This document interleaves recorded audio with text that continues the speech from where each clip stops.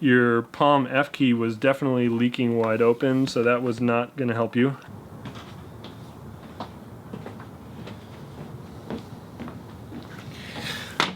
So, it's not even that cold out. I don't know why. I went to New York recently. It wasn't a normal New York trip. I didn't do a show. There were no performances. Instead, I took the family. My dad lives in Jersey, New Jersey, and we hadn't been there in a long time. In fact, the kids had not been to his house, so that was sort of the main purpose of the trip. I brought my SBA along because I wanted to have my buddy John Ledbetter look at it. He's a great repairman in New York. He was recommended to me by Josh Redman a number of years ago, and what Josh said, and what it's true, and what's awesome about John is that not only is he a really talented repairman, but he's a really, really great player.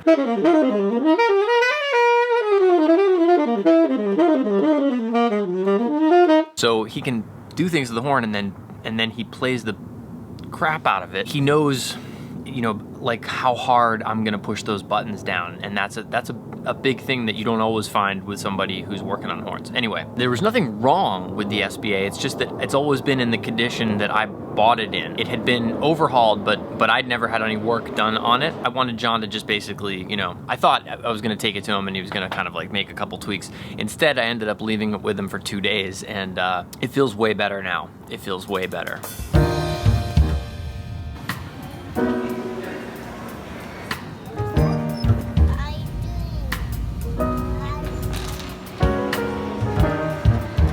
Seatbelt's supposed to work in the center here. Yes.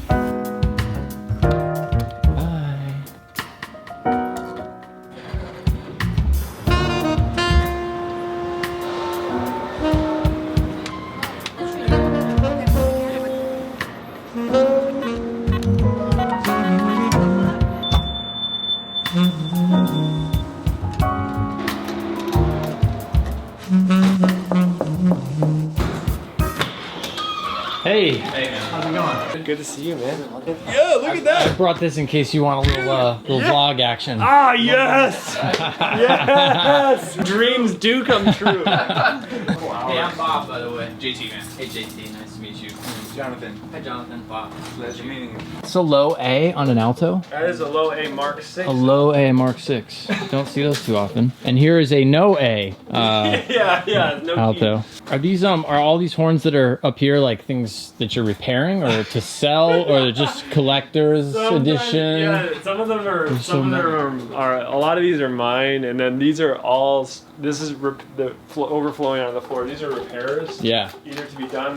There's our carbon fiber cases and other cases that we're making, JT's making rather. This is Berganzi's old SBA right there. Which, that one? That one right there, yeah. It doesn't have the separated bell key guards, but it's a later, it's like a 54,000 serial number. It really does.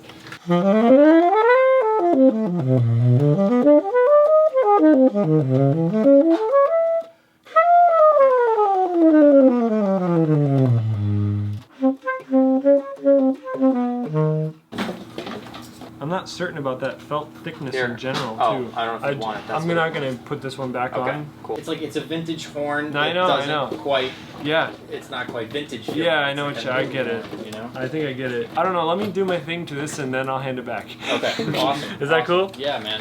So I ended up leaving it with John overnight, and you know, it's funny, for years I've had this thing where whatever city I'm currently living in, I tend to go back to the prior city to get my saxophone repaired. I did it when I moved to New York. I would still go back to Boston to have Emilio Lyons work on my saxophone, and when I moved to LA, I'd go back to New York to have Bill Singer and now John work on it. Yeah, people told me there's someone in Chicago I should trust, but I mean, John's here. Yeah. Flights are kind of cheap.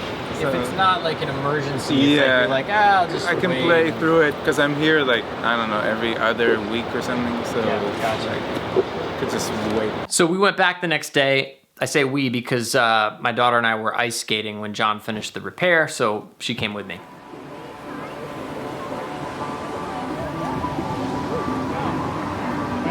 Your legs need to what? Be off the ground. Yeah, it's tiring, isn't it? Whoa. You got it. Keep looking forward. Yeah. Looking forward. Hey man. What's up, man? We got let in. Yeah. ride the I'm saxophone. only during the week. So John's gonna give me a tour of what he did to fix this SBA for me. Yeah, you know, step one is making it seal properly, top to bottom. Some of the side key pads had to be replaced, and then actually some critical pads in the upper stack had to be replaced. The Bisbee flat in particular just, you know, was looking very dry and kind of crusty and wasn't necessarily going to seal anymore. So rather than kind of risking it and you know, trying to work with it, I decided, you know, we have to disassemble. We gotta take it apart and replace it. So we definitely went there, and then some palm key replacement pads as well. I put back in all your original resonators because they're original to the horn. They're screw back, they're metal. Your palm F key was definitely leaking wide open, so that was not going to help you. And then I set up your front F so that there's no lost motion between pressing it and when it opens. So you can see that the moment you press this key, you can see that high F lifts, and it lifts all the way until it touches the body. There's no extra lost motion or gap there where the F continues further. The moment you press it, it lifts to maximum height, and stuff like that is really important for like altissimo and when you're playing high and you want it to sound its best up there. One of the most important, or maybe the most important adjustment on the saxophone is the 4-pad adjustment in the low end. So essentially, when the player presses F, the F pad is connected to and regulated with the F sharp pad, F to F sharp to Bisbee flat to G sharp. All 4 of these pads have to touch simultaneously and seal perfectly. If they do not, then essentially the horn is not playing optimally. And that's a tricky one. That's really hard to get perfect. And now the other thing is, you notice that there is no lost motion. The moment I'm pressing F, it presses F sharp, and there's no gap between the Bisbee flat arm. So you can see it's immediately pressing the Bisbee flat. And then there's also no gap between the C arm. It's really tricky to get that like that. And it just takes time to get the setup right. But it's the type of adjustment that makes all the difference.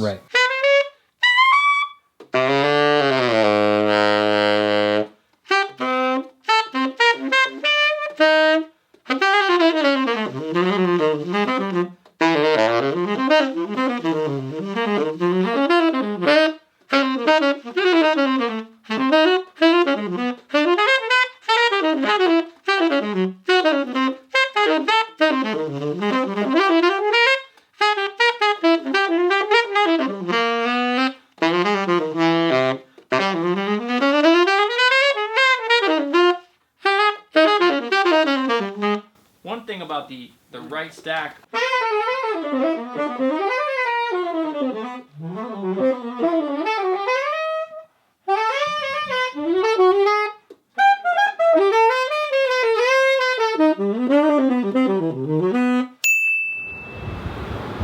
One of my hidden talents, I don't know if it's hidden, is the ability to move briskly through pedestrian crowds in New York City. I played hockey as a kid. Great training for living in New York as a pedestrian.